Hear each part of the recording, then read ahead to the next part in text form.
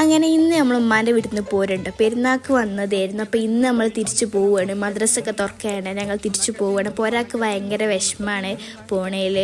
കാരണം ആളിഞ്ഞ് 2 മാസം ഒറ്റക്കാണല്ലോ, കളിക്കാനൊന്നും ആളില്ല. അപ്പോൾ ഞങ്ങളും കൂടെ പോയപ്പോൾ ആൾക്ക് ഭയങ്കര വിഷമം. അപ്പോൾ ഉമ്മയൊക്കെ തന്നിട്ടാണ് ഞങ്ങളെ വിട്ടത്. അപ്പോൾ വീട്ടിൽ നിന്ന് വരുമ്പോൾ അത്ര സാധനങ്ങളൊന്നും ഇല്ലെങ്കിലും പോകുമ്പോൾ അത്യാവശ്യത്തിന് ഏറെ സാധനങ്ങളുണ്ട്. ചക്ക, മാങ്ങ, തേങ്ങ എല്ലാവിധ സാധനങ്ങളും ഉണ്ട്. പിന്നെ ചക്കൻ്റെയും മാങ്ങൻ്റെയും ബത്താക്കൻ്റെ ഒക്കെ സമയമായതുകൊണ്ട് തന്നെ അവിടെ നിന്നൊക്കെ സാധനങ്ങൾ മുക്കിയിട്ടാണ് പോകുന്നത്.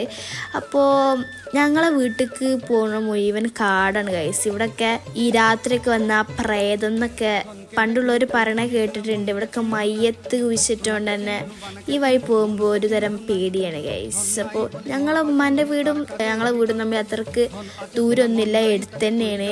ഇത് ഞങ്ങളെ ഉമ്മ പഠിച്ച ചെറിയ സ്കൂളാണ്, എടുത്ത് പറയാൻ പറഞ്ഞു, അങ്ങനെ അതിലെടുത്തതാണ്.